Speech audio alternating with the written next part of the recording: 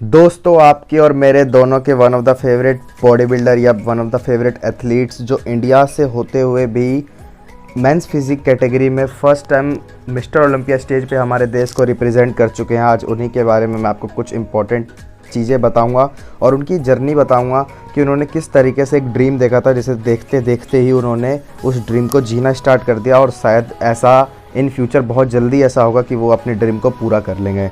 जी हाँ, मैं बात कर रहा हूँ none other than Bhuvan Chauhan की। Bhuvan Chauhan is the first men's physique Olympia qualified athlete. वो इंडिया की तरफ से मैन फिजिक में कैटेगरी में मिस्टर ओलंपिया स्टेज पर खेलने वाले पहले ऐसे हमारे देश के एथलीट बन चुके हैं। सबसे पहले बात करें तो उनका जन्म 7 जनवरी 1994 में हुआ था और इंडिया में ही हुआ था। फ़िलहाल अभी जो उनका करंटली फेस है, जिस जगह पे वो अभी रह रहे हैं, वो तो अभी कनाडा में रह रहे हैं। और फर्स्ट ईयर जब उन्होंने मिस्टर ओलंपिया स्टेज पे कम्पीट किया था, उस टाइम पे उन्होंने कनाडा को ही रिप्रेजेंट किया था। ये 2020 का जो लास्ट ईयर हमारा जो गुजरा है, इस टाइम पे उन्होंने पहली बार इंडिया को मिस्टर ओलंपिया कॉम्पिटिशन में मेंस फिजिक कैटेगरी के अंदर हमारे देश को रिप्रेजेंट किया। तो ये बहुत ही ज़्यादा प्राउड मोमेंट था, बहुत ज़्यादा प्राउड फीलिंग थी। पहले हम बात कर लेते हैं उनकी जो जर्नी थी वो किस तरीके से चालू हुई और उस जर्नी के अंदर उन्होंने क्या क्या चीज़ें फेस करी। सबसे पहले अगर हम बात करें कि उनकी जर्नी स्टार्ट हुई जब उन्होंने अपनी जो स्कूलिंग थी वो ख़त्म करके उन्होंने कॉलेज में एडमिशन जाना था, यूनिवर्सिटी में एडमिशन स्टार्ट करने वाले थे वो।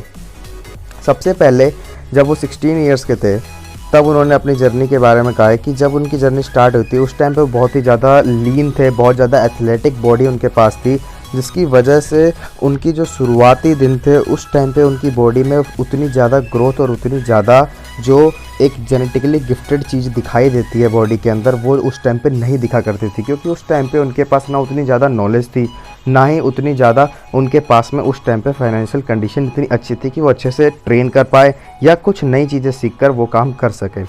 सबसे पहले उन्होंने क्या किया कि जब उन्होंने कनाडा की किसी यूनिवर्सिटी में अपना एडमिशन लिया तो उन्हें बहुत अच्छी स्कॉलरशिप मिली, जिसकी वजह से उनकी स्टडी वीज़ा की वजह से उन्हें बहुत अच्छी स्टडी करने का मौका मिला। उस टाइम पे उन्होंने कोई एक जिम ज्वाइन किया और उन्होंने फर्स्ट टाइम जैज़ को देखा था।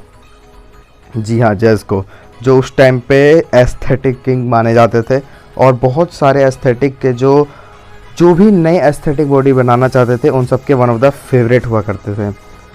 लेकिन एक टाइम ऐसा आया जब वो 19 ईयर के हुए, जब उन्हें ऐसा लगा कि उनकी बॉडी को एक अलग लेवल पे, अलग ग्रोथ पे ले जाना चाहिए। यही वो ईयर था जहाँ से उन्होंने अपनी बॉडी बिल्डिंग जो है उसे थोड़ा सा सीरियस लेना स्टार्ट किया और अपने ऊपर बहुत अच्छे से मेहनत करनी शुरू कर दी। उन्होंने सबसे पहले किसी और चीज़ पे ध्यान न देते हुए वो जितना कुछ कर सकते थे वो सिर्फ और सिर्फ बेसिक्स पे रहे। हैवी लिफ्ट क्या करते थे, अपनी जो डाइट थी उसके बारे में उन्हें ज़्यादा तो उस टाइम नॉलेज नहीं थी, लेकिन ये उनके पास ज़रूर था कि वो अपनी मैक्रोस को बहुत अच्छे तरीके से मैनिपुलेट किया करते थे। हैवी लिफ्ट करना प्लस अपनी डाइट को मैनिपुलेट करना, ये दोनों क्वालिटीज़ उनके अंदर थी शुरू से ही, जिसकी वजह से उनकी बॉडी बहुत जल्दी उन्हें रिजल्ट देने लग गई और उन्होंने बहुत जल्दी एस्थेटिक फिजिक अचीव करी, जिसकी वजह से उन्हें हर जगह नोटिस किया जाने लगा, हर जगह उन्हें एक डिफरेंट प्लेस माने जाने लगा। इन 2014 जब वो 20 ईयर्स की हुए, उनकी बॉडी में एक जो सडन चेंज आया जिसे कंप्लीट बॉडी कहते हैं लोग, कि हाँ, आपकी जो बॉडी में एक एक मसल ग्रुप है वो ऐसा नहीं है कि किसी में कम या किसी में ज़्यादा हो, आपकी पूरी की पूरी बॉडी में कंप्लीटनेस आई है। उसके बाद उन्होंने पीछे मुड़कर कभी नहीं देखा। उसके बाद उन्होंने सिर्फ और सिर्फ अपनी ग्रोथ पे फोकस किया, अपनी वर्कआउट इंटेंसिटी पे फोकस किया, अपनी नॉलेज पे फोकस किया। और हैवी लिफ्ट तो वो शुरू से ही कहते हैं, हमेशा उनका जो, अगर आप कभी भी उनके इंस्टाग्राम पे जाके उनसे कभी भी कोई क्वेश्चंस पूछेंगे अगर आप बिगिनिंग में, तो यही कहेंगे कि आप हमेशा हैवी लिफ्ट करें जिम में जाके। आप जब हैवी लिफ्ट किया करेंगे तब तक आपकी मसल ग्रोथ होगी। लेकिन वो टाइम भी ऐसा आया, क्योंकि हर एक चैंपियन की लाइफ में एक टाइम ऐसा ज़रूर आता है जब उन्हें किसी न किसी चीज़ की वजह से एक बार रुकना ज़रूर पड़ता है। वो टाइम आया जब उन्हें शोल्डर में इंजरी हो गई, जिसकी वजह से मिनिमम 6 मंथ्स तो वो वर्कआउट ही नहीं कर पाए। उसके बाद जब वो इंडिया आए तो इंडिया में उनका जो राइट हैंड का ब्रैकियालिसिस मसल होता है बाइसेप्स में, वो इंजर्ड हो गया, जिसकी वजह से वो अपर बॉडी ट्रेन ही नहीं कर सकते थे। वो मैक्सिमम उस टाइम पे लेग्स ही ट्रेन किया करते थे। लेकिन 6, 7, 8 महीने की सफरिंग के बाद उन्होंने दोबारा से जिम ज्वाइन किया और अपनी जो पूरी बॉडी है उसको देखने के बाद उन्हें इतना ज़्यादा एक एग्रेशन और एक ऐसा उत्साह भी आया एक अपने मन में कि अब तो वो उस जो ड्रीम फिजिक है उस लेवल को रीच करके रहेंगे। और वही वो एक टाइम था जिस टाइम उन्होंने डिसाइड किया कि अब वो एक नेशनल लेवल बॉडी बिल्डर बनकर एक नेशनल लेवल कंपटीशन कम्पीट करेंगे और देखेंगे कि उनका जो पोटेंशियल है वो कितना है। तो उन्होंने अपना हार्ड वर्क, अपनी ट्रेनिंग स्टार्ट कर दी और देखते ही देखते साल भर के अंदर उनकी बॉडी में इतना अच्छा चेंज आया, इतनी अच्छी ग्रोथ आई कि उन्हें बहुत ही अच्छी और पीक पे बॉडी वो ले जा चुके थे। साल आया 2016 का जब वो 22 साल के हो चुके थे। हैवी लिफ्ट करते हुए, अपनी टेक्निक्स को अच्छे करते हुए, सीखते हुए, कुछ न्यूट्रिशंस की नॉलेज लेते हुए जब वो पहला शो खेलने के लिए पहुँचे, एक दिन पहले वो इतने ज़्यादा कॉन्फिडेंस लग रहे थे अपनी वीडियो के अंदर कि उन्होंने अपनी बॉडी बहुत ही अच्छे तरीके से शो करी और पहला ही उन्होंने अपना शो अपनी कैटेगरी में और ओवरऑल विन किया। जी हाँ, पहला ही शो खेला और ओवरऑल विन किया।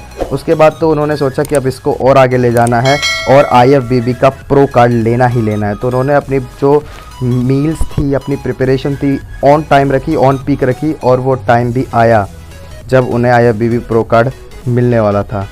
फिर उन्होंने सबसे पहले क्या किया कि जो उनका सेकंड शो था, जो उनके कनाडा के अंदर ही जो सेकंड शो हुआ था नेशनल लेवल का, उन्होंने वो भी खेला और ओवरऑल उसे भी चैम्प किया, उसे भी विन किया, जो उस पहले शो के जस्ट 10 हफ्ते बाद था। तो उनकी consistency level, muscle maturity level बहुत ही अच्छी पीक पे पहुंच चुकी थी। वो अपनी ट्रेनिंग लेवल को इतना हाई लेवल पे ले जा चुके थे कि इंटेंसिटी इतनी हाई रखती थे वो कि उनकी मसल ग्रोथ होती चली गई और उनकी जो बैक जो है वो मैं कह सकता हूँ कि one of the best back in the body building industry. शायद बॉडी बिल्डिंग इंडस्ट्री में मेंस फिजिक कैटेगरी में one of the best back Bhuvan Chauhan के पास ही है, बस इन्हें थोड़ा सा साइज़ और गेन करना है। फिर वो टाइम आया जब वो 23 साल के थे। In 2017 he gets his pro card. Yes, he gets his pro card. After that उन्होंने जो शो खेला, शो था 21 अक्टूबर 2017 को, जो था वेडर कप। जी हाँ, वेडर कप। उन्होंने वो शो खेला और उस शो को खेलने के बाद उसे ओवरऑल विन किया और अपना जो प्रो कार्ड लेने का सपना था उसे कंप्लीट किया, जिसके बाद वो पीछे मुड़कर ही उन्होंने नहीं देखा। उसके बाद उनके मन में सिर्फ एक ही चीज़ थी कि वो किसी भी तरह प्रो शो में डेब्यू करें और वो टाइम भी आया जब उन्होंने प्रो शो में डेब्यू किया। वो था वैंकूवर प्रो शो और उस प्रो शो को भी उन्होंने जीता और पहला रिकॉर्ड बनाया कि वो इंडिया के ऐसे पहले बॉडी बिल्डर बने जिसने कि कोई भी इंटरनेशनल लेवल पे जो IFBB कॉम्पिटिशन्स कराती हैं उसमें प्रो कार्ड लेने के बाद किसी भी प्रो शो को ओवरऑल विन किया हो। ये रिकॉर्ड उन्होंने बनाया और उसके बाद उसी साल 2019 में उन्होंने जो मिस्टर ओलंपिया का मेन फिजिक जो फाइनल एक पोजीशन होती है जहां वो कंपटीशन होता है उस स्टेज पे पहुंचे और उस साल उन्होंने कनाडा को रिप्रेजेंट किया। लेकिन इस साल लास्ट ईयर 2020 को वो टाइम भी आया जब उनके लिए इतना प्राउड मोमेंट था और हम सबके लिए भी वो बहुत ज़्यादा प्राउड मोमेंट था जब उन्होंने हमारे देश का झंडा मिस्टर ओलंपिया स्टेज पे पहली बार ऐसा हुआ कि उन्होंने मेंस फिजिक कैटेगरी के अंदर इंडिया से किसी भी एथलीट को उस स्टेज पे हमने देखा कम्पीट करते हुए। तो ये तो वो जर्नी है जो जीते हुए अभी तक वो पहुँचे हैं और अभी भी इस जर्नी को जी रहे हैं। लेकिन मैक्सिमम मैं यही कहना चाहूँगा कि जो भी आप ड्रीम देखते हैं वो हमेशा यही कहते हैं कि अपने ड्रीम को देखने के बाद उसे सिर्फ सोचे मत, उसकी तरफ कुछ ना कुछ मेहनत करें और अगर वो कर सकते हैं तो हर बंदा कर सकता है। जो बंदा उस चीज़ को पैशनेट होगा उस चीज़ को करने के लिए, उस चीज़ के लिए उसमें हार्ड वर्क होगा, क्योंकि वो हमेशा उनका जो फेमस और सबसे ज़्यादा जो उनका मोस्ट फेवरेट कोट है वो यही है कि hard work can beat genetics, कि जेनेटिक्स को हार्ड वर्क बिल्कुल बीट कर सकती है। और ये बात मैं बिल्कुल मानता क्योंकि ये बात डोरियन येट्स भी कहा करते थे जो one of the greatest body builder of all time है। तो आई होप कि आपको भुवन चौहान की ये जर्नी, ये पूरी की पूरी वीडियो और ये पूरी की पूरी जो उनकी बायोग्राफी थी, एक छोटी सी एक ब्रीफ मैंने समझाने की ट्राई किया कि आप मोटिवेट हो सके, उनकी जर्नी देख सकें और ये भी देख सके कि उनकी इंजरी होने के बावजूद, इतनी क्रिटिसिज्म होने के बावजूद उन्होंने किस लेवल पे जाकर कम्पीट किया और चैम्पियन बने। I hope you like this video. If you like it, इतना शेयर करो अपने सारे दोस्तों के साथ, अपने सारे जितने भी लोग आपके जो आसपास के फिटनेस लवर्स हैं जिन्हें नहीं पता भुवन चौहान कौन है उन तक भी पहुंचाओ ताकि भुवन चौहान और ज़्यादा आगे बढ़ सके, मोटिवेट हो सके और सबको ये नॉलेज और ये मोटिवेशन साथ ही साथ मिलते रहे। I hope you like this video. Thanks for watching. जय हिंद।